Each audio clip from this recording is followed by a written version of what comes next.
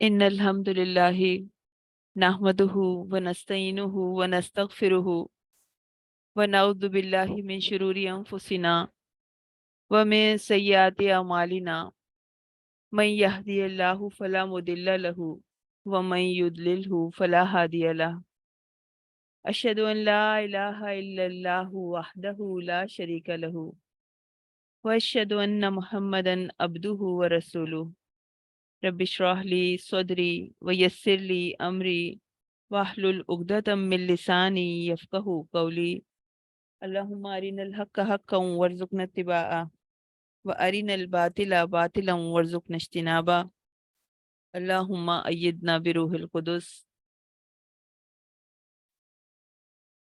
اس کتاب کو کھولنے سے پہلے ہم سب کو ایک حقیقت جان لینی چاہیے کہ قرآن کریم کوئی عام کتاب نہیں ہے، بلکہ مالک کائنات کا زندہ کلام ہے۔ انسان کی ناقص عقل اس کے معجزات کو ڈسکور نہیں کر سکتی، اس کا احاطہ نہیں کر سکتی، اس کے عجائب اور حقائق کا سلسلہ ان اینڈنگ ہے، نہ ختم ہونے والا ہے۔ حدیث میں آتا ہے وَلَا يَنْقِ عَجَائِبَهُ، یہ وہ معجزاتی کلام ہے جو اپنے پڑھنے والوں کے دل و دماغ کو پڑھ لیتا ہے، ہماری نیتوں کو جانچ لیتا ہے، ہمارے اخلاص کے لیول کو چیک کر لیتا ہے۔ اس کو پڑھتے ہوئے ہم جن کیفیتوں سے گزرتے ہیں، وہ غفلت کی کیفیت ہے، محبت کی کیفیت ہے، رقت کی کیفیت ہے، یہ ان کا گواہ ہے۔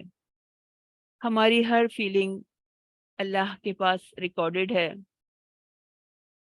اور اسی بنیاد پر قبر میں اپنے پڑھنے والوں کا خوبصورت ساتھی بنے گا، قیامت کے دن عمل کرنے والوں کے لیے سفارش کرے گا۔ جس نے دنیا میں اسے ساتھی بنا لیا تو یہ دنیا چھوڑ دینے کے بعد بھی رفیق سفر رہے گا۔ تو اپنی فیلنگ کو اپڈیٹ کر لیجئے اور ارادوں کے اسٹرکچر کو رینیویٹ کر لیجئے۔ پارہ 9 سے ہم سٹارٹ کرتے ہیں۔ اعوذ باللہ من الشیطان الرجیم، بسم اللہ الرحمن الرحیم۔ قال الملأ الذین استکبروا، وہ لوگ، وہ قوم کے سردار جنہوں نے تکبر کیا، ان کے قول سے، ان کی سٹیٹمنٹ سے یہ پارہ شروع ہو رہا ہے۔ اللہ تعالیٰ نے اپنے بندوں کو نعمتیں دی ہیں، مال و متاع عطا فرمایا ہے ان کے فائدے کے لیے، مگر جب ان کی وہ مال و متاع، ان کے وہ وسائل اللہ کی مخالفت کے لیے استعمال ہوتے ہیں تو اللہ تعالیٰ اس قوم کو عبرت کا نشان بنا دیتے ہیں۔ متکبر اور نافرمان لوگوں کو اللہ تعالیٰ خس و خاشاک کی طرح مٹا دیتے ہیں، اور جن لوگوں نے اللہ کا دامن تھاما، اللہ ان کو نجات دیتے ہیں اور بلندی بھی دیتے ہیں۔ تو حضرت شعیب علیہ السلام کا تذکرہ ہے، یہ ان سرداروں نے کہا جن کے لیے کہا گیا جو بڑے بنے ہوئے تھے، جنہوں نے بڑا بننا طلب کیا۔ انسان سے کیا مطلوب ہے؟ عاجزی، جھک کے رہنا۔ اللہ تعالیٰ کتنا بلند مرتبہ دے دے، جھک کے رہنا، مگر یہ بڑے بننے والے تھے۔ تو اپنی قوم میں سے لوگوں سے انہوں نے یہ کہا کہ اے شعیب، یعنی حضرت شعیب علیہ السلام کو مخاطب کر کے کہا کہ اے شعیب، ہم تجھے اور ان لوگوں کو جو تیرے ہمراہ ایمان لائے ہیں اپنی بستی سے ضرور ہی نکال دیں گے، یا پھر ہر صورت میں تمہیں ہمارے دین میں واپس آنا ہوگا۔ تو حضرت شعیب نے کہا کہ کیا اگر ہمیں، یعنی ہمیں ناپسند ہو تب بھی ہمیں ایسا ہی کرنا ہوگا؟ شعیب علیہ السلام کو اہل مدین پر بھیجا گیا۔ مدین ایک جگہ کا نام ہے، تو ان کی قوم کا نام اہل مدین ہے۔ یہ قوم تجارت پیشہ قوم تھی، اور یہ جو قوم شعیب تھی یہ اللہ تعالیٰ کو مانتی تھی۔ ایسی بات نہیں ہے کہ یہ لوگ اللہ تعالیٰ کو نہیں مانتے تھے، یہ مانتے تھے، مگر ان کی غلطی کیا تھی، ان کی برائیاں کیا تھیں کہ یہ حرام اور باطل طریقے سے مال کماتے تھے، ناپ تول میں کمی کرتے تھے، دھوکہ دیتے تھے، جھوٹ بولتے تھے، سود، بلیک مارکیٹنگ، یہ سب چیزیں عام تھیں اس وقت، اور ہمارے معاشرے میں بھی جب اگر ہم کمپیئر کرتے ہیں ان کی سوسائٹی کو اپنی سوسائٹی سے، تو ہمیں فیل ہوتا ہے نا یہ چیزیں تو ہمارے ہاں بھی کامن ہیں۔ تو شاید آپ سوچیں کہ ہم تو مسلمان ہیں، لیکن وہ بھی تو مسلمان تھے، وہ بھی تو اللہ کے نام لیوا تھے، مگر کیا نظریہ تھا ان کا؟ کہتے تھے کہ دین اپنی جگہ ہے اور کاروبار اپنی جگہ ہے۔ تو اللہ تعالیٰ نے حضرت شعیب علیہ السلام کو ان کی ہدایت کے لیے بھیجا۔ جب حضرت شعیب آئے تو دو گروہوں میں تقسیم ہو گئی ان کی قوم، ایک نبی یعنی اپنے نبی کے بتائے ہوئے طریقے کو فالو کرنے والے، اور دوسرے ان کے اوپوننٹس، ان کے مخالف۔ حضرت شعیب نے جب ان کو برے کاموں سے روکا تو اس کے ریئیکشن میں یہ صورتحال پیش آئی کہ انہوں نے یہ دو آپشن دے دیے حضرت شعیب کو، بستی سے نکالنے کی دھمکی دے رہے ہیں کہ otherwise you have to return, ورنہ آپ کو اس جگہ کو چھوڑ کے جانا ہوگا یا پھر ہمارے طریقے پہ واپس آنا ہوگا۔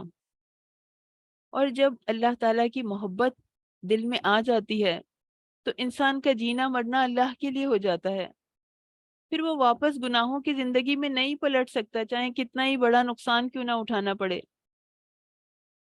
تو تب سے ان کی آزمائش شروع ہوئی، اور اللہ تعالیٰ ہمیں یہ واقعہ کیوں سنا رہے ہیں؟ تاکہ اس سے ہمارا بھی امتحان مقصود ہے، امت مسلمہ کا بھی امتحان ہو رہا ہے۔ نبی کریم صلی اللہ علیہ وسلم کے بعد کوئی نبی نہیں آئے گا، اگر پھر حالات قوم شعیب والے ہوں گے تو ایمان والوں کی کیا ذمہ داری ہوگی؟ وہ صرف اپنی عبادات میں مصروف نہیں رہ سکتے۔ ابھی آج کل کیا صورتحال ہے، مسلمانوں کا کیا امپیکٹ ہے؟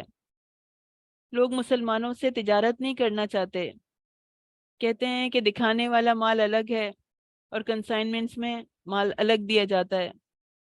مسلمانوں کی کمٹمنٹ نہیں ہے، جھوٹ ہے، باطل طریقوں سے مال کمانے کے راستے پہ چل نکلے ہیں، دین کو الگ خانے میں رکھ لیا ہے اور بزنس کو الگ خانے میں رکھ لیا ہے۔ تو اس کا ہمیں اللہ کو جواب دینا ہے۔ ان کا بھی یہی خیال تھا قوم شعیب کا، کہ وہ یہ کہتے تھے کہ تجارت اور جیسے دوسرے معاملات ہیں، لین دین کے معاملات ہیں، اس میں بددیانتی، دغا بازی، سود خوری، اگر ہم یہ چھوڑ دیں گے تو اس کے بغیر ہمارے بزنس چل نہیں سکتے۔ اور یہ سمجھتے تھے کہ سچی بات کہنے سے، صاف بات کہنے سے، ایمانداری سے کاروبار کرنے سے کاروبار تباہ ہو جائے گا۔ اور ہم بھی تو بحیثیت قوم اجتماعی طور پر بے ایمانی، بددیانتی اور سود کے گڑھے میں گرتے جا رہے ہیں۔ ایک ٹھیلے والے سے لے کر ارب پتی سیاستدانوں تک ہر ایک اس میں شامل ہے، ہر ایک نے اپنا اپنا حصہ ڈالا ہے۔ ہم میں سے ہر ایک کا عمل میٹر کرتا ہے۔ حضرت شعیب نے انہیں سمجھایا تھا، وہ نہیں مانے۔ آج ہمیں بھی سمجھایا جا رہا ہے، آج ہمیں زلزلے اشارہ دے رہے ہیں، یہ قرآن ہمیں سمجھا رہا ہے۔ یاد رکھیں، جو قوم کتاب سے نہیں سمجھتی وہ عذاب سے سمجھتی ہے۔ تو ہمیں اپنے بزنس میں فیئر ہونا پڑے گا، اپنی جابس میں فیئر ہونا پڑے گا، ایمانداری سے انہیں ادا کرنی پڑے گی۔ دھوکہ دہی، جھوٹ، یہ مفاد پرستی، سود خوری، اس کے اندر ایک ایک چیز کو چن چن کے، کھرچ کے اپنے اندر سے نکال کے پھینکنا ہوگا۔ ہم سب کو کھڑے ہونا ہوگا۔ امانت داری میں سچ میں اللہ نے بہت برکتیں رکھی ہیں، اور ہمارا معاملہ کسی انسان سے نہیں ہے، ہمارا معاملہ تو اپنے رب سے ہے۔ جو جابس کرتے ہیں ہم، اس کے ٹائمنگ کو ہم ضائع نہیں کر سکتے، کیونکہ ہم نے کمٹ کیا ہے کہ ہم اس میں کوئی خاص پروجیکٹ کریں گے، کچھ خاص کام کریں گے، ہم اس وقت کو ضائع نہیں کر سکتے۔ یہ بھی لین دین کا یعنی معاملہ اس میں آئے گا۔ اگر اگر ہم نے اپنے طریقے نہیں بدلے تو قوم شعیب کی طرح مٹا دیے جائیں گے۔ اور اللہ کا وعدہ سچا ہے، فَأَخَذَتْهُمُ الرَّجْفَةُ فَأَصْبَحُوا فِي دَارِهِمْ جَاثِمِينَ۔ ایک دل دہلانے والی آفت نے ان کو آ پکڑا اور وہ اپنے گھروں میں اوندھے پڑے رہ گئے۔ یہ لوگ جنہوں نے شعیب علیہ السلام کو جھٹلایا تھا وہ ایسے برباد ہوئے کہ گویا وہ ان پر کبھی آباد ہی نہیں ہوئے تھے۔ جنہوں نے انہیں جھٹلایا وہ خسارے میں پڑ گئے۔ جو عذاب شعیب علیہ السلام کی قوم پر آیا اس کی نوعیت اور کیفیت کیا تھی؟ اس کے لیے جب ہم قرآن کریم میں یہ واقعہ دیکھتے ہیں تو مختلف آیات میں ہمیں 3 الفاظ ملتے ہیں۔ اس آیت میں عذاب کو رجفہ کہا گیا۔ سورہ ہود کی آیت نمبر 94 میں اس کی تعبیر لفظ صیحۃ سے کی گئی، جس کے معنی ہے ڈانٹ، کڑک اور چیخ۔ پھر سورہ شعراء میں آیت نمبر 189 میں اس عذاب کو عذاب یوم الذلہ اس سے تعبیر کیا گیا، جس سے معلوم یہ ہوتا تھا کہ یہ عذاب دور سے دیکھنے میں غبار یا دھوئیں کے ایک پہاڑ کی شکل میں نظر آتا تھا۔ تو ان تمام تعبیرات کو اکٹھا کریں تو ایسا معلوم ہوتا ہے کہ اس قوم میں پہلے زلزلہ آیا، اس میں بہت ٹھنڈی ہوائیں چل رہی تھیں، بہت یخ ہوائیں تھیں۔ پھر زلزلے اور ہواؤں کی گونج اور بادل کی گرج نے ایسی صورتحال پیدا کر دی جسے صیحۃ کہا گیا۔ زلزلہ جب تیز رفتاری سے آتا ہے تو اس میں گونج پیدا ہوتی ہے، اور یہی گونج بعض اوقات دلوں کو پھاڑ دیتی ہے۔ ہو سکتا ہے اسی وجہ سے وہ اپنے گھروں میں اوندھے منہ گرے پڑے رہے ہوں، زمین نے ان کا سہارا دینا چھوڑ دیا ہو، دلوں نے کام کرنا چھوڑ دیا ہو۔ اور پھر اس زلزلے سے پہاڑوں کے پھٹنے کے باعث تیزی سے غبار اٹھا اور آسمان پر ایک گھٹا چھا گئی خوفناک قسم کی، جس نے ایک پہاڑ کی شکل اختیار کر لی، اور پوری قوم نے یوں محسوس کیا جیسے ایک سائباں کی مانند پہاڑ ان کے سروں پہ چھا گیا۔ زمین ان کو نگل جانا چاہتی تھی، اور بادلوں کی کڑک نے اس منظر کی ہولناکی میں اور اضافہ کر دیا۔ اللہ تعالی ہم سب کو عذاب سے محفوظ رکھے، ہر قسم کے عذاب سے محفوظ رکھے۔ اللہ تعالی ہمارے اعمال بدل دے، ہمیں جگا دے غفلت کی اس نیند سے۔ اس تھوڑی سی زندگی کے وقت میں ہمیں بہت کچھ کرنا ہے، اپنے اندر بہت کچھ بدلنا ہے۔ اگر اس چیز کو ہم نے ابھی نگلیکٹ کر دیا تو اس کا انجام ہمیں بھگتنا ہوگا۔ پھر اللہ کی ایک سنت کا تذکرہ آ رہا ہے کہ انسان کے شہر اور بستیوں کے ساتھ اللہ کی کیا سنت ہے۔ وَمَا أَرْسَلْنَا فِي قَرْيَةٍ مِّن نَبِيٍّ، اور ہم نے کسی بستی میں کوئی نبی نہیں بھیجا مگر اس کے رہنے والوں کو تنگی اور تکلیف کے ساتھ پکڑا تاکہ وہ گڑ گڑائیں۔ اس سے کیا مراد ہے؟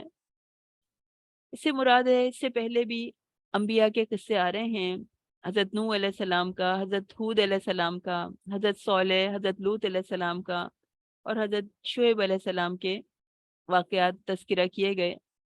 اور اب مختصر طور پر ایک لب لباب بتایا جا رہا ہے کہ تمام انبیاء اور ان کی اقوام کا ایک ذکر کر دیا۔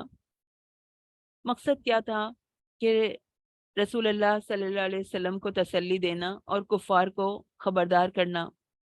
اللہ کی سنت بتائی جا رہی ہے جو ہر ایک کے لیے سیم ہے۔ وَلَن تَجِدَ لِسُنَّتِ اللَّهِ تَبْدِيلًا، تم ہرگز اللہ کے دستور میں کوئی تبدیلی نہیں پاؤ گے۔ تو بالبأسائی کہا جا رہا ہے، وہ دکھوں اور مصیبتوں میں مبتلا ہوئے۔ بأسائی سے مراد مالوں کے لحاظ سے پہنچنے والی مصیبتیں ہیں، مثلا فقر، فاقہ، قحط۔ والدرائی سے مراد بدن کو پہنچنے والی مصیبتیں ہیں، بیماری، مصائب، جنگ، ناگوار صورتحال۔ تو آپ صلی اللہ علیہ وسلم نے ارشاد فرمایا کہ مصیبت جب آتی ہے تو مومن کی اصلاح کرتی چلی جاتی ہے، یہاں تک کہ جب وہ اس بھٹی سے نکلتا ہے تو ساری کھوٹ سے صاف ہو کر نکلتا ہے۔ لیکن منافق کی حالت بالکل گدھے کی سی ہوتی ہے، जो कुछ नहीं समझता कि इसके मालिक ने उसे क्यों बांधा और क्यों इसे छोड़ दिया। तो अब कोई कौम मसाइब में मुब्तला होकर, अगर अल्लाह जब उसे मसाइब में मुब्तला करते हैं, उसे अजाब की इंडिकेशन देते हैं, तो वो सीधे रास्ते पर आने से इनकार कर देती है, नई नसीहत हासिल करती, तो बात बिगड़ने लगती है। तो अल्लाह ताला अपनी दूसरी सुन्नत का इम्प्लीमेंट कर देता है। वो ये है कि अल्लाह ताला उनकी बदहाली को खुशहाली में तब्दील कर देता है, मसाइब और दुश्वारियों को दूर कर देता है, परेशानियों को हटा देता है। कारोबार संभलने लगते हैं, फसलें लहलहाने लगती हैं, सेहतें अच्छी हो जाती हैं, फलदार दरख्त फलों से लद जाते हैं, वक्त पे बारिशें होने लगती हैं, मिट्टी को हाथ लगाते हैं तो सोना बन जाती है। पहले अल्लाह बदहाली से आजमाते हैं और फिर इसके बाद आजमाइश की एक किस्म खुशहाली भी है। और फिर फ़ाक़ज़नाहुम बग़ततन, और फिर अल्लाह ताला ने उन्हें अचानक पकड़ लिया, वहुम ला यशऊरून, जब वो उसका कोई शऊर नहीं रखते थे। बदहाली में फिर भी अल्लाह याद आ जाता है, लेकिन खुशहाली में गफलत और बढ़ती चली जाती है।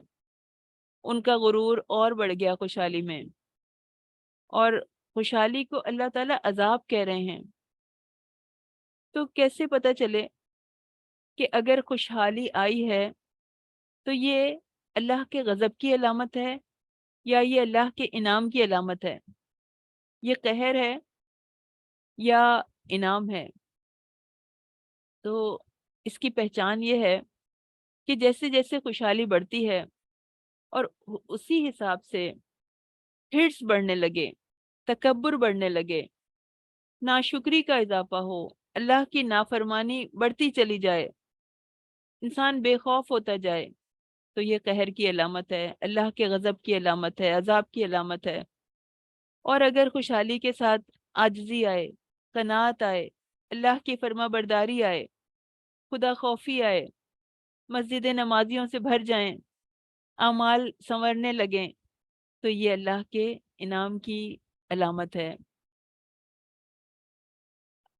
अल्लाह ताला फरमा रहे हैं, वलौ अन्ना अहलुल कुरा आमनू, अगर वो बस्ती वाले अगर ईमान लाते, वत्तकू और तकवा इख्तियार करते, लफताहना अलैहिम बरकातिम मिनस समाई, तो हम उन पर आसमान से बरकतों के दरवाजे खोल देते, वल अर्द और जमीन से भी, वलकिन कज़्ज़बू, लेकिन उन्होंने झुटलाया, फ़अख़ज़नाहुम, तो हमने पकड़ लिया उनको, बिमा कानू यक्सिबून, जो वो कमाई करते थे, उनके जो गुनाह थे उसके सबब। हमने क्या समझा? हमने समझा कि अल्लाह की फरमा बरदारी करेंगे तो बहुत कुछ छोड़ना पड़ेगा, फ़क्र होगा, फाका होगा, कुर्बानी होगी, जिंदगी खुश्क हो जाएगी। और अल्लाह ने क्या वादा किया कि ईमान और तकवे के साथ तुम पे रिस्क बरसाएंगे, बरकतों के दरवाजे खोल देंगे, आसमान से भी रिस्क बरसेगा, जमीन से भी रिस्क उबलेगा, जमीन अपने खजाने उनको दे देगी, आसमान उन पर अपनी रहमतें निछावर करेगा, मौसम उनके लिए राहत बन जाएंगे। जब भी इंसानों ने ईमान और तकवा की रविश इख्तियार की है तो अल्लाह ताला ने इन पर अपना बड़ा करम फरमाया है। अरब के रहने वाले लोग कैसे थे? हमेशा रिस्क की तलाश में मारे मारे फिरते थे। उनकी अक्सरियत को कभी दो वक्त की रोटी नहीं नसीब होती थी। दुनिया का इंतहाई पसमानदा इलाका समझा जाता था, हर तरह की तरक्की से महरूम था। लेकिन जब उस सरजमीन पे अल्लाह का दीन गालिब आ गया, उन्होंने दीन पे अमल करना शुरू कर दिया, ईमान और तकवा को थाम लिया, तो अल्लाह ने उनके लिए रिस्क के दरवाजे खोल दिए। दो वक्त की रोटी को तरसने वालों को अल्लाह ताला ने इतना माल, इतना सामान दिया कि वो ज़कात का माल लेकर फिरते थे और कोई ज़कात लेने वाला नहीं मिलता था। जो सरजमीन नफरतों से जहन्नम बनी हुई थी, वो अखुवत और मोहब्बत का गहवारा बन गई। अल्लाह का ये कानून अटल है कि वो ईमान और तकवा रखने वाले लोगों को नवाजता है, और जो लोग उसके दीन को झुटला देते हैं, अपनी मनचाही जिंदगी गुजारना चाहते हैं, अपनी ख्वाहिशात में मस्त रहते हैं, तो फिर उनका वही हशर होता है کہ جو کہ اس سے پہلی امتوں کا ہوا جن پر عذاب نازل ہوئے۔ اللہ کا ایک ہی ترازو ہے جس سے وہ سب قوموں کے اعمال تولتا ہے۔ اس ترازو کے باٹ سب کے لیے یکساں ہیں، کسی کے ساتھ ناانصافی نہیں ہوگی۔ پھر حضرت موسیٰ علیہ السلام کا قصہ آ رہا ہے، جس میں کافی تفصیل سے یہ قصہ یہاں پر ہے۔ حضرت موسیٰ اور فرعون کا واقعہ پہلے آ رہا ہے، پھر ان کے بعد ہم نے موسیٰ علیہ السلام کو اپنی نشانیاں دے کر فرعون اور اس کے سرداروں کی طرف بھیجا، تو انہوں نے ان کے ساتھ ظلم کیا۔ پھر دیکھ کے فساد کرنے والوں کا انجام کیسا ہوا، فانظر کیف کان عاقبۃ المفسدین۔ موسیٰ علیہ السلام نے کہا، فرعون کے پاس، فرعون کے دربار میں جب گئے تو انہوں نے اعلان کر دیا، انی رسول من رب العالمین، کہ میں تمام جہانوں کی رب کی طرف سے بھیجا ہوا ہوں، اللہ نے مجھے بھیجا ہے۔ تو اس نے نشانی کا مطالبہ کیا کہ اگر تم اللہ کی طرف سے آئے ہو تو اپنی نشانی دکھاؤ، اگر تم سچے ہو تو موسیٰ علیہ السلام نے اپنا عصا پھینکا، فَإِذَا هِيَ ثُعْبَانٌ مُبِينٌ، تو وہ خوفناک اژدہا بن گیا۔ فرعون کو معجزہ دکھایا۔ روایات میں آتا ہے کہ وہ اتنا خوفناک اژدہا تھا کہ سارے درباری ڈر کے بھاگے۔ فرعون نے کہا کہ میں ایمان لے آیا، تم اس کو ہٹا دو تو میں ایمان لے آؤں گا۔ پھر ایک اور معجزہ دکھایا ید بیضا کا، کہ اللہ تعالیٰ نے ان کو جب وہ اپنے ہاتھ کو اپنے انڈر آرم سے نکالتے تھے تو وہ چمکنے لگتا تھا۔ پھر فرعون نے حضرت موسیٰ علیہ السلام کو نیچا دکھانے کے لیے جادوگروں کو جمع کیا، اور انہوں نے اپنا جادو پھینکا، انہوں نے لوگوں کی آنکھوں پہ جادو کر دیا، انہیں سخت خوفزدہ کر دیا۔ وہ بہت پلاننگ سے آئے تھے، بہت بڑا جادو بنا کے لائے تھے، لیکن موسیٰ علیہ السلام نے اپنی لاٹھی پھینکی، اپنا عصا پھینکا، تو وہ ان کے جھوٹ موٹ کے بنائے ہوئے سانپوں کو نگلنا شروع ہو گیا۔ تو اللہ تعالیٰ نے حق کو حق ثابت کر دیا۔ جو جادو جو جھوٹ پہ مبنی تھا، مکاری پہ مبنی تھا، وہ بیکار ہو گیا، باطل ہو گیا۔ معجزہ دیکھ کر جادوگر سجدے میں گر پڑے، ان کو اندر سے کسی چیز نے انہیں گرا دیا۔ انہوں نے کہا قالوا آمنا، ہم ایمان لائے، برب العالمین، رب العالمین پر، تمام جہانوں کے رب پر ہم ایمان لائے۔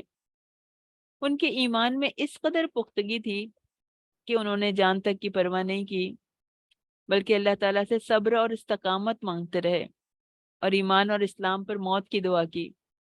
اللہ نے ہمیں بھی دعا سکھائی جو انہوں نے دعا کی، ربنا افرغ علینا صبرا وتوفنا مسلمین۔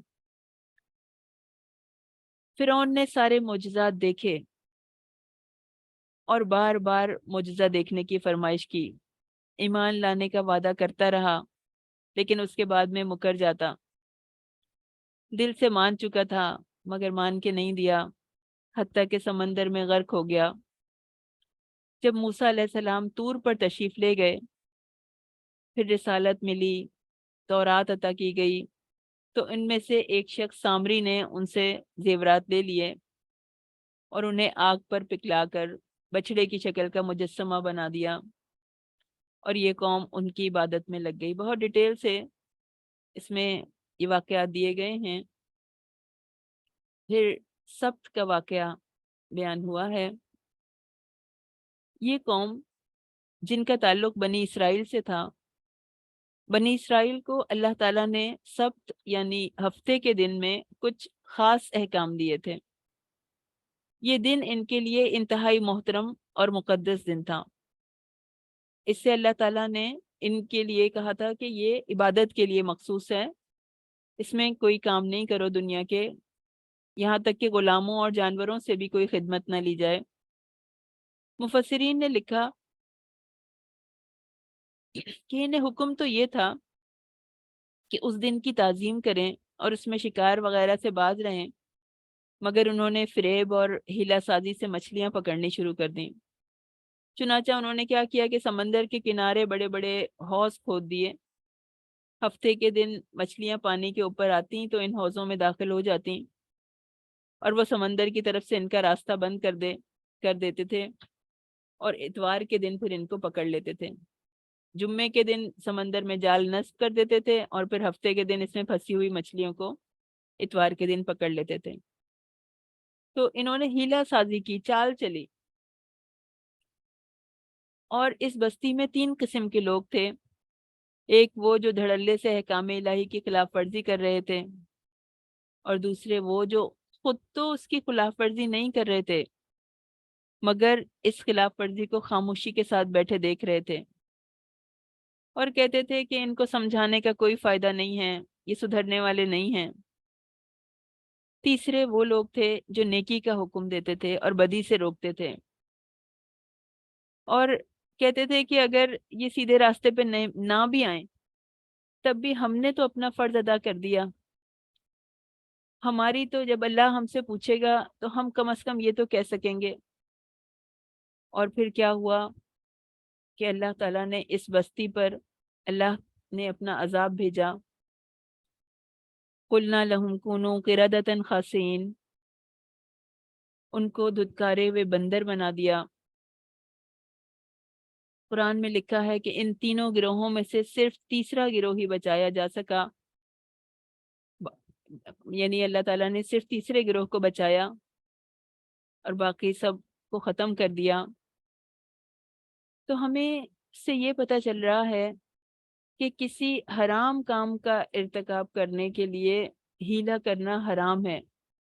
ہاں، جائز کام کے لیے ہیلا کیا جا سکتا ہے، اور حدیث میں بھی آتا ہے کہ ہمارے نبی نے فرمایا ہے کہ وہ کام مت کرو جو یہود نے کیا، ورنہ تم اللہ کی حرام کردہ چیزوں کو معمولی ہیلوں سے حلال کر لو گے۔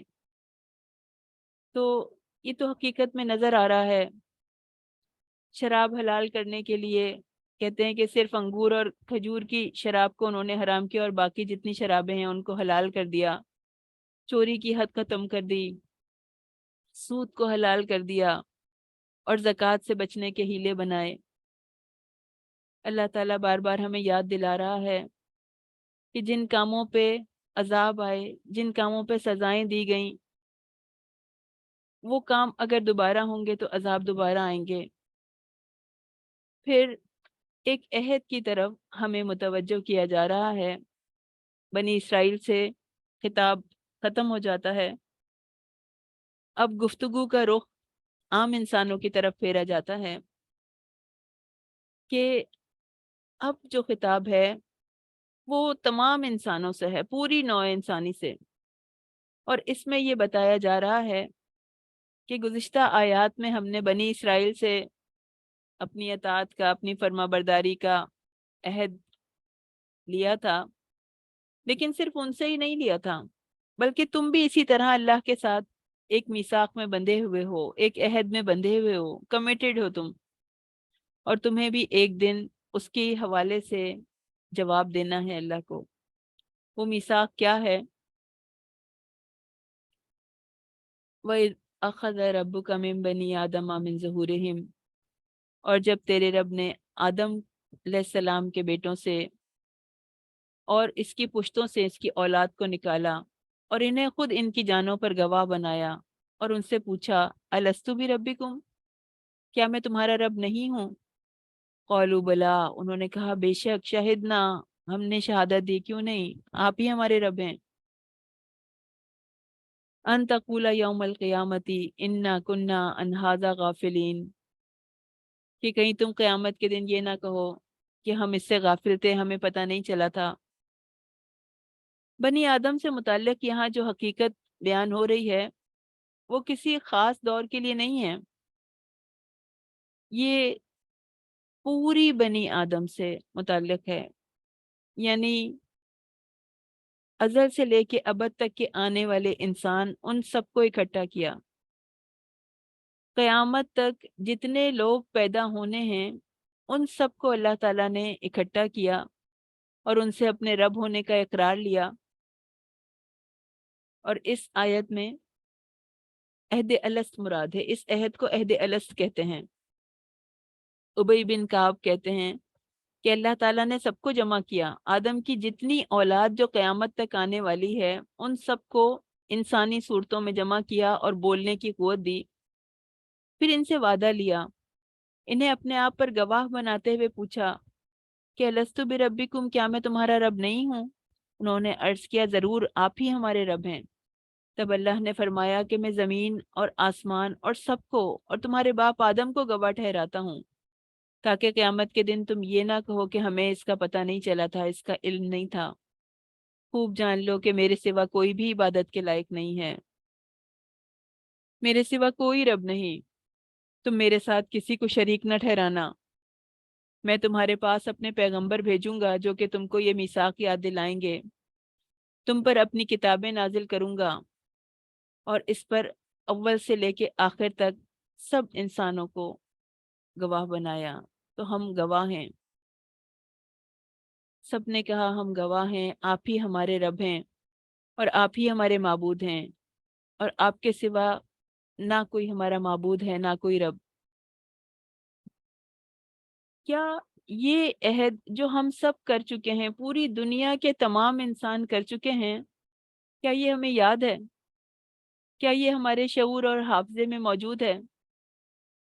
نہیں، لیکن اللہ تعالیٰ نے ہمیں بتا دیا کہ ہم نے یہ کیا تھا، تو ہم اللہ پر ایمان رکھتے ہیں۔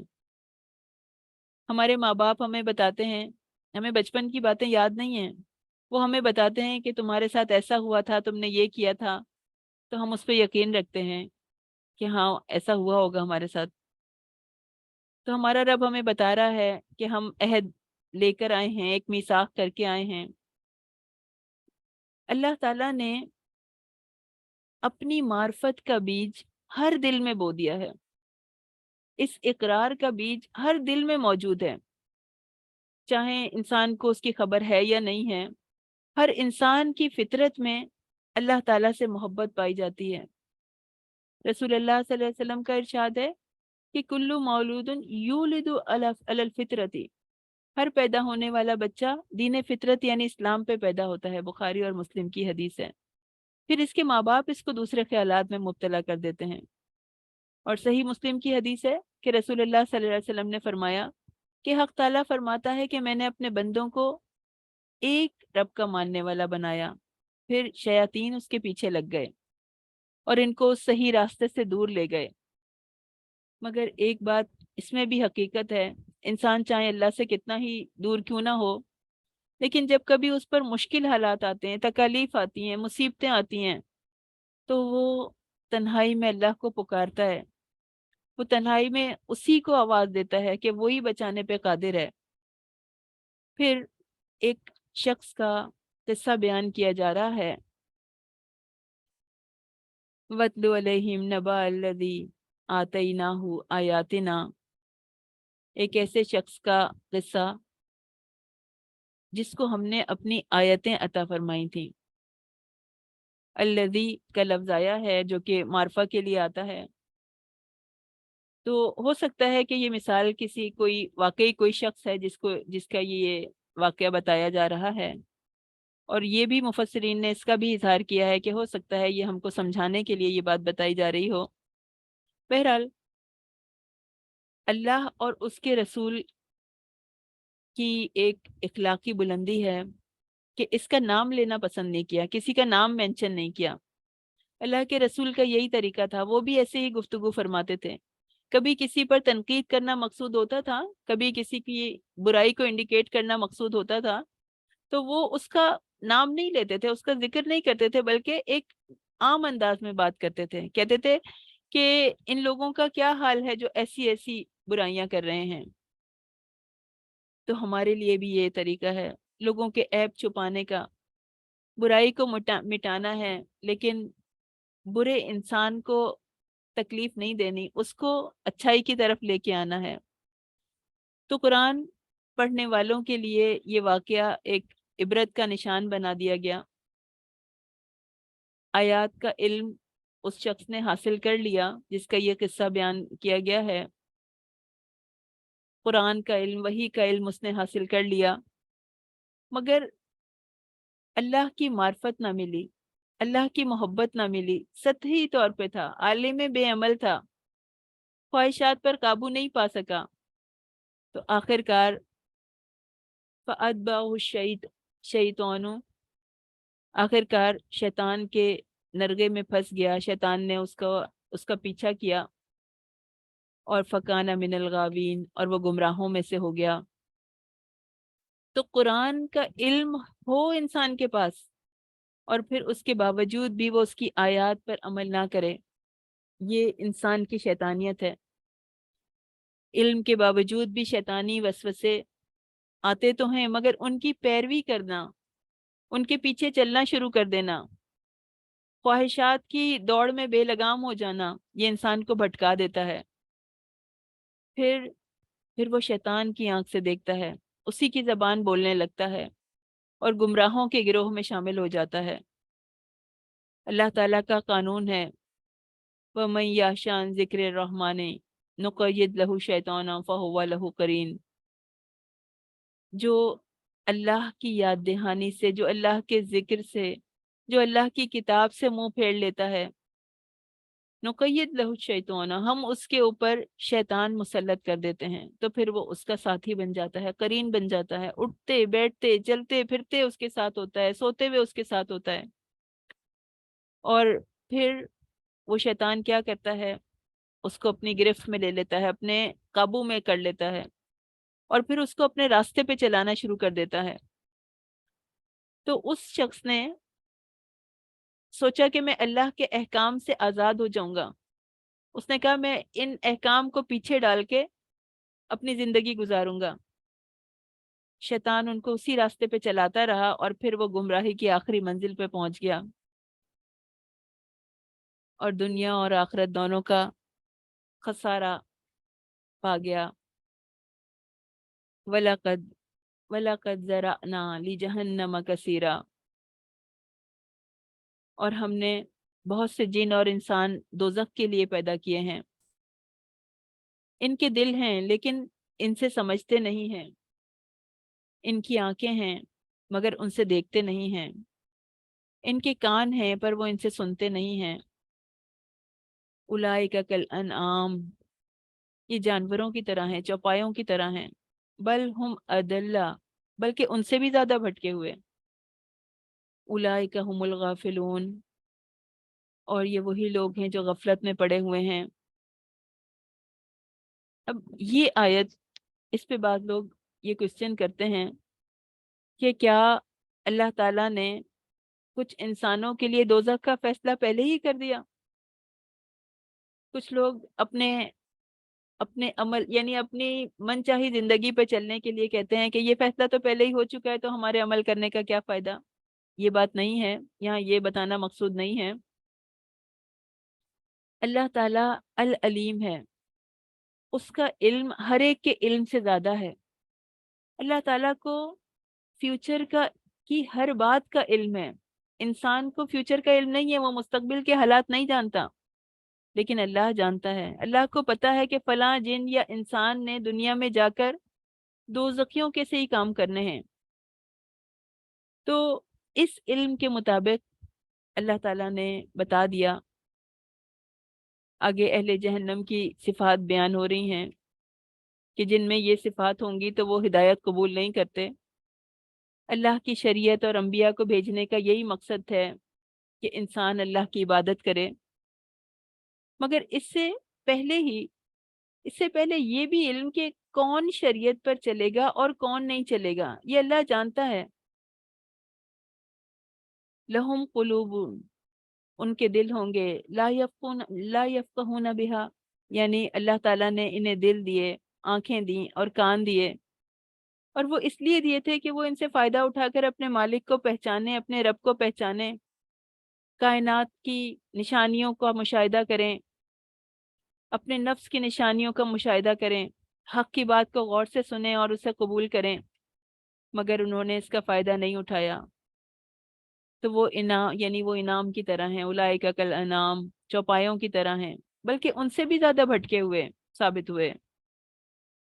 زندگی کا مقصد کیا ہے ان کی زندگی کا مقصد ہے صرف کھانا پینا، سیر تفریح۔ مگر جانور بھی اپنے مالک کو پہچانتا ہے، یہ اس سے بھی گئے گزرے ہو گئے۔ اللہ کی قدرت انہیں نظر نہیں آتی، بس خواہشات کے پیچھے لگ گئے۔ زندگی کا کوئی مقصد نہیں ہے، حالانکہ اللہ تعالیٰ نے ہمیں زندگی کا مقصد دے کر پیدا کیا ہے۔ اللہ تعالیٰ ہمیں اپنی نشانیاں دکھا دے، ہمیں قرآن کی نشانیوں، قرآن کی آیات اور کائنات کی آیات کے ذریعے سے ہمیں ہدایت دے دے، ہمیں اس راستے پر چلنے والا بنا دے کہ ہم اس کی کتاب کو تھام لیں، مضبوطی سے تھام لیں۔ قرآن میں آتا ہے کہ اس کو مضبوطی سے تھام لو۔ وَإِذَا سورہ انفال شروع ہو رہی ہے اور اس میں قرآن کے بارے میں حکم دیا جا رہا ہے ہمیں۔ وَإِذَا قُرِئَ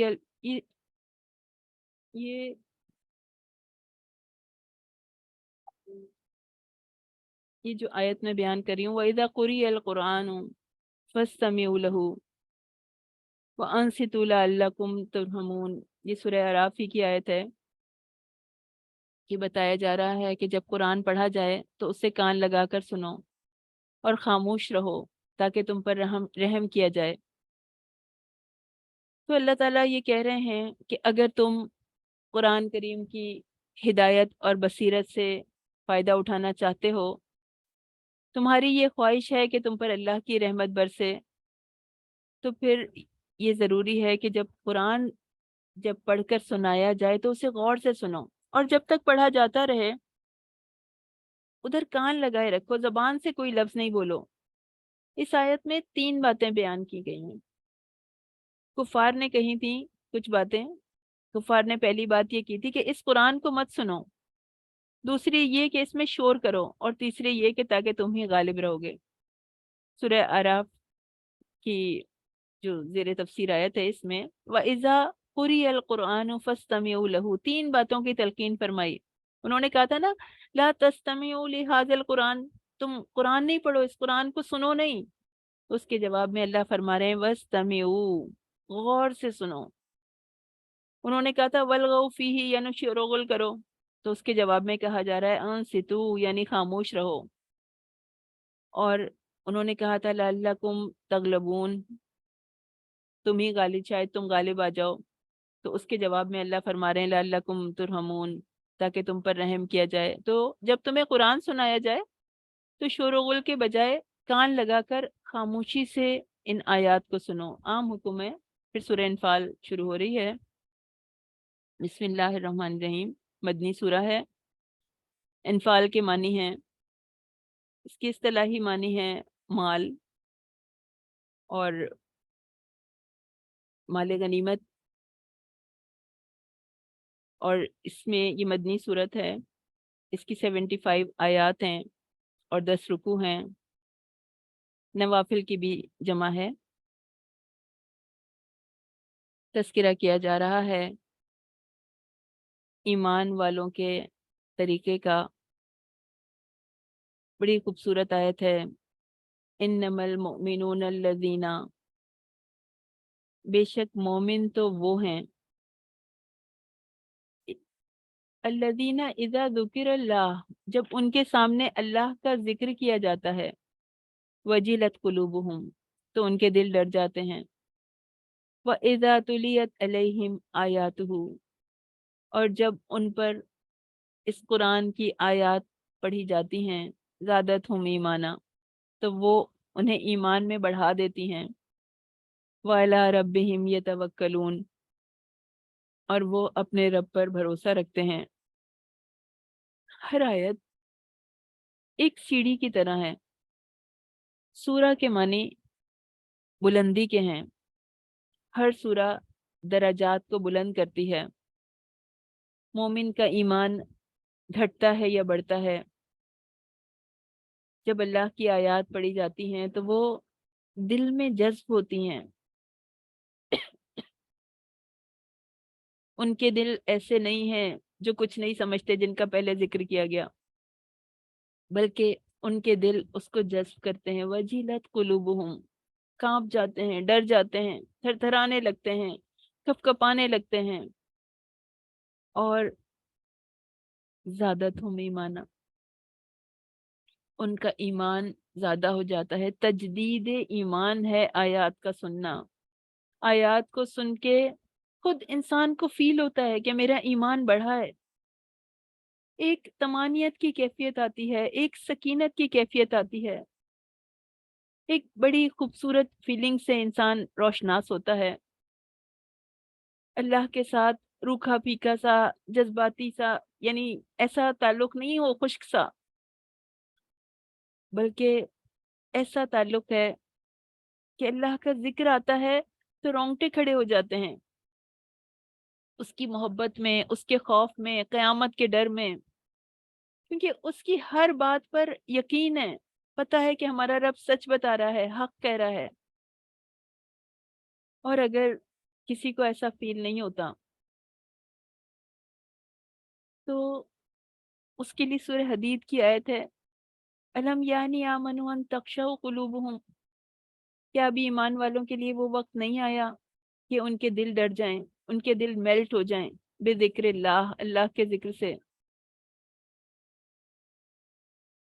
اللہ تعالی ہمیں سمجھا رہے ہیں کہ تم قرآن کے ساتھ ایسا تعلق پیدا کر لو کہ دل پگھل جائیں. اور حدیث میں آتا ہے کہ ایمان تمہارے سینوں میں بوسیدہ ہو جاتا ہے، اس کی تجدید کرو، اس کو رینیو کرو. قرآن کے ذریعے یہ بڑھتا ہے، آیات کے ذریعے یہ زیادہ ہوتا ہے. پھر نمازیں بھی خوبصورت ہو جاتی ہیں، نماز میں بھی انسان ان آیات کی تلاوت کرتا ہے. پھر اس کے لیے اللہ کی راہ میں خرچ کرنا بھی آسان ہو جاتا ہے، اس کے لیے روزے بھی بہت امانیت کا باعث بنتے ہیں، قیام اللیل بھی کھنچا چلا جاتا ہے اس کی طرف. حضرت عائشہ رضی اللہ تعالیٰ عنہ نے کہا کہ قرآن کی ہر آیت ایک درجہ ہے. جتنی زیادہ آیات انسان کو یاد ہوں گی یا ان پر وہ عمل کرنے والا ہوگا تو اتنے ہی اس کے درجے بلند ہوں گے. حضرت حسن بصری رحمت اللہ علیہ سے کسی نے پوچھا کہ کیا آپ مومن ہیں؟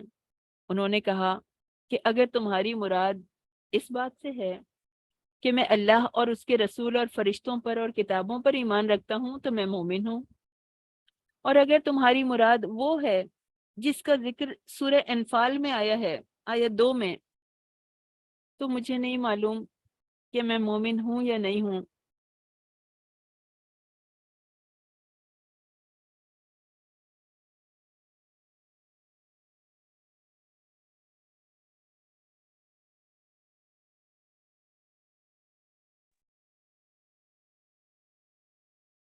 اطاعت ہے تو ایمان ہے. ان آیات میں ایمان والوں کی چند صفات بیان ہو رہی ہیں، جن میں سے پہلی تو یہ آ گئی کہ جب اللہ کا ذکر آ جائے یا اس کا حکم آ جائے تو ان کے دل دہل جاتے ہیں. وہ اس کی نافرمانی کا سوچ کر بھی کانپ اٹھتے ہیں. دوسری علامت یہ ہے کہ جب ان کے سامنے اللہ کے احکام بیان کیے جاتے ہیں تو وہ اسے سچے دل سے مانتے ہیں، ان کی اطاعت کرتے ہیں، اور اس سے ان کے ایمان میں اضافہ ہوتا ہے. تیسری علامت یہ ہے کہ جس کام کا انہیں حکم دیا جاتا ہے تو وہ اس کے تمام ذرائع تو اختیار کرتے ہیں، اسباب تو اختیار کرتے ہیں، اپنی کوشش وہ پوری کرتے ہیں، مگر وَعَلَىٰ رَبِّهِمْ يَتَوَكَّلُونَ، ان کا بھروسہ ہمیشہ اللہ تعالیٰ پر ہوتا ہے.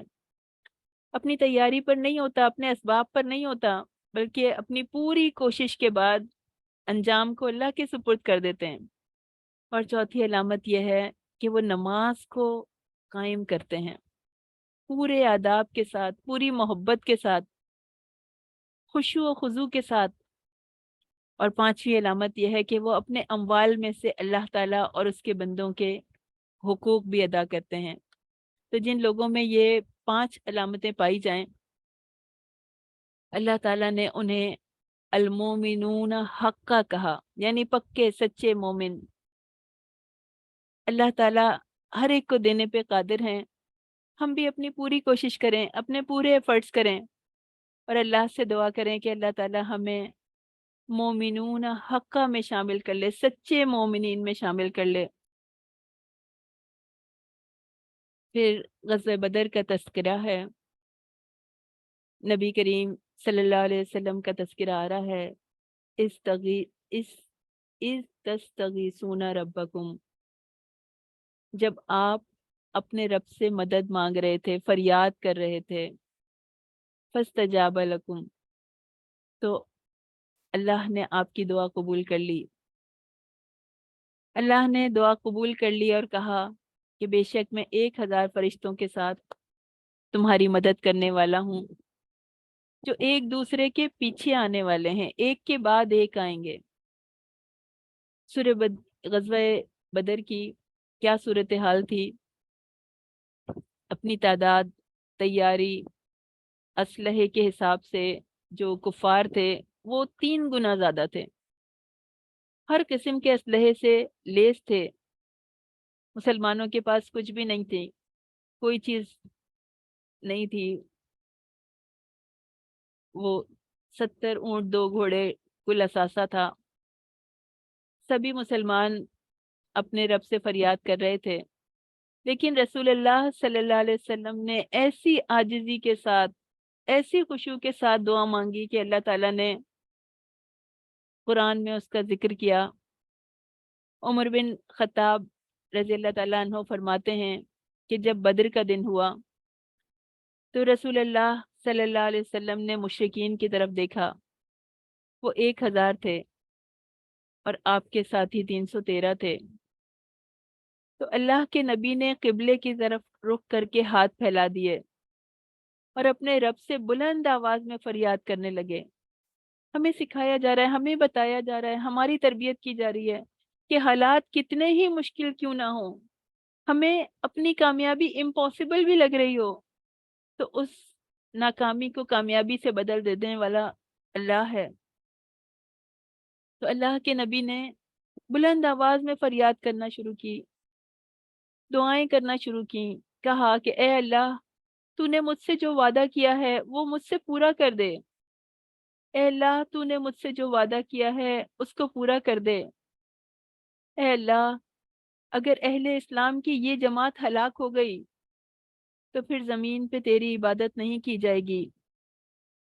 آپ اپنے رب سے بلند آواز میں فریاد کرتے رہے، اس کو پکارتے رہے، اپنے ہاتھ پھیلائے ہوئے دعا کرتے رہے، روتے رہے، گڑ گڑاتے رہے، یہاں تک کہ آپ کی چادر کندھوں سے گر گئی۔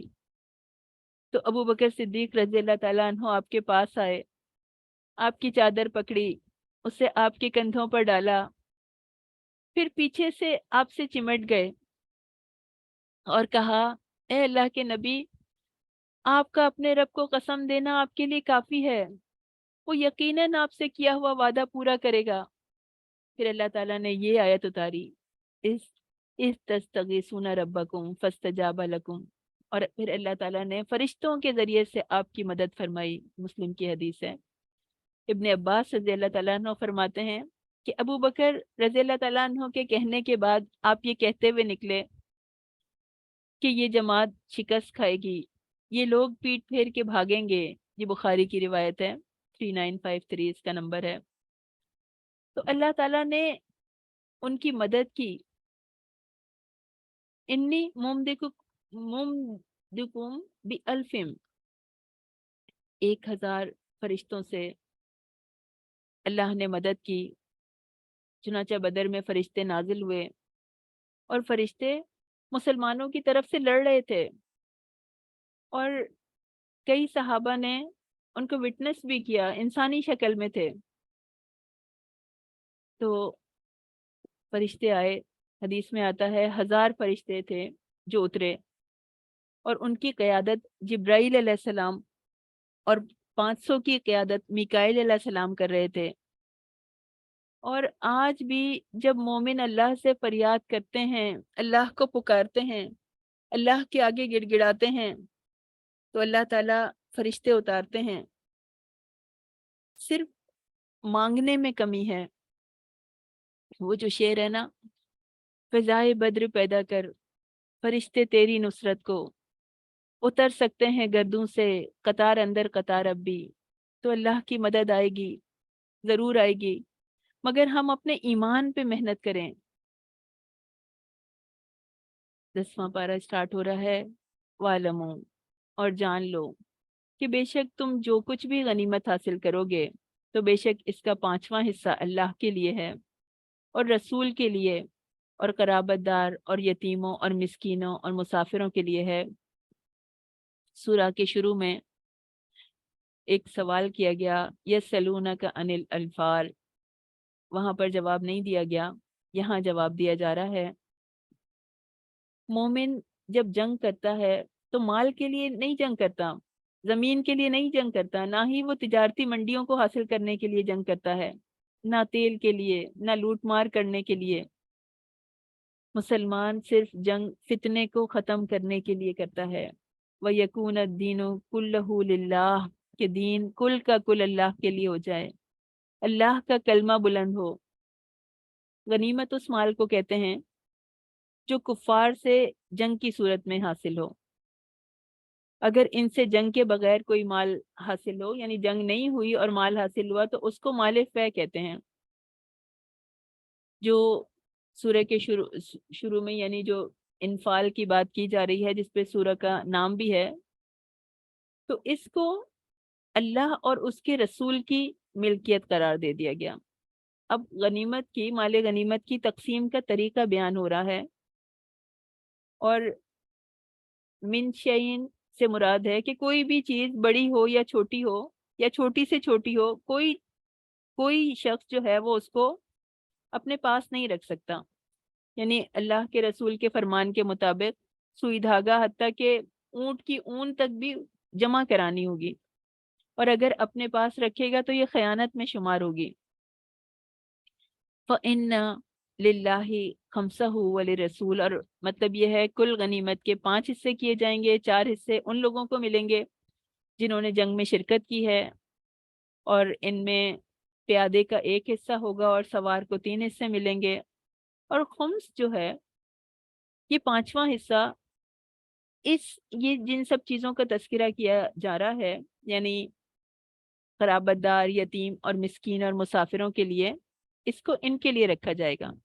और ये भी उम्मत मोहम्मदिया सल्लल्लाहु अलैहि वसल्लम पर अल्लाह ताला का एहसान है, क्योंकि इससे पहले जो उम्मतें गुजरी थी उन पर माले गनीमत हलाल नहीं था, बल्कि उसको जला दिया जाता था। और अल्लाह ताला के एक एहसान का तज़किरा किया जा रहा है, आयत 63, वअल्लफ़ बैना कुलूबहुम, और उसने उनके दिलों के दरमियान मोहब्बत डाल दी। और अगर तुम जमीन में जो कुछ भी है सब खर्च कर देते तो इनके दिलों के दरमियान उल्फत नहीं डाल सकते थे, लेकिन अल्लाह ने इनके दरमियान उल्फत डाल दी। और बेशक वो सब पर गालिब है और हिकमत वाला है। तो अल्लाह अल्लाह की बहुत बड़ी नेमत है, बहुत बड़ा एहसान है कि आपस में मोहब्बत का होना, और मोमिनीन को इसकी खास ताकीद की गई है। हदीस में आता है कि रसूलुल्लाह सल्लल्लाहु अलैहि वसल्लम ने फरमाया कि तुम जन्नत में दाखिल नहीं होगे जब तक ईमान ना लाओगे, और ईमान ना लाओगे जब तक कि आपस में मोहब्बत ना करोगे। तो अल्लाह की मोहब्बत, रसूल की मोहब्बत और आपस में मोहब्बत, इसमें मुसलमान आपस में इस तरह जुड़े रहते हैं, एक ही मोहब्बत पे वो इकट्ठे हैं।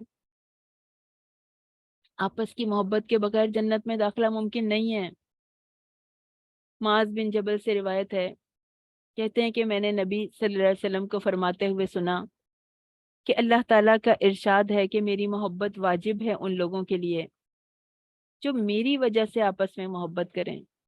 कोई बीच में कोई बिजनेस का ताल्लुक नहीं हो, कोई आपस के मफादात नहीं हो, आपस की अगराज नहीं हो कि आपस के फायदे चाहने के लिए एक दूसरे से मोहब्बत का इजहार किया जा रहा है, बल्कि अल्लाह कह रहे हैं मेरी वजह से आपस में मोहब्बत करें, और मेरी वजह से और मेरे ताल्लुक से कहीं जुड़कर बैठें, और मेरी वजह से बाहम मुलाकात करें। اور میری وجہ سے ایک دوسرے پر خرچ کریں۔ تو یہ بہت بڑی بات ہے۔ جب انسان اللہ کے لیے خالص ہو جاتا ہے تو وہ بغیر کسی مقصد کے لیے بھی یعنی اپنا مفاد نہیں ہوتا، اپنی کوئی لالچ نہیں ہوتی، اور وہ اپنے مومن بھائی یا مومن بہن پہ خرچ کرتے ہیں۔ اللہ کو بہت پسند ہے، اللہ تعالیٰ خوش ہوتے ہیں۔ ہم اللہ تعالیٰ سے دعا کر لیں، اللہم الف بین قلوبنا، اللہ تعالیٰ ہمارے دلوں میں بھی آپس میں الفت ڈال دے، محبتیں ڈال دے۔ گھر گھر میں لڑائیاں ہیں، خاندانوں میں لڑائیاں ہیں، مسلمانوں میں لڑائیاں ہیں، اختلافات ہیں، اللہ تعالیٰ ہمارے دلوں میں اپنی محبت ڈال دے۔ وَأَصْلِحْ ذَاتَ بَيْنَنَا، اور ہمارے درمیان آپس میں اصلاح فرما دے۔ وَاهْدِنَا سُبُلَ السَّلَام، ہمیں سلامتی کے راستے دکھا دے۔ وَنَجِّنَا مِنَ الظُّلُمَاتِ إِلَى النُّورِ، اور ہمیں اندھیروں سے روشنی کی طرف نجات دے دے۔ وَجَنِّبْنَا الْفَوَاحِشَ مَا ظَهَرَ مِنْهَا وَمَا بَطَنَ، اور ہمارے ظاہری اور چھپے ہوئے گناہوں سے ہمیں بچا۔ وآخر دعوانا والحمد للہ رب العالمین۔ سبحان ربک رب العزت عما یصفون وسلام علی المرسلین والحمد للہ رب العالمین۔ السلام علیکم ورحمۃ اللہ وبرکاتہ۔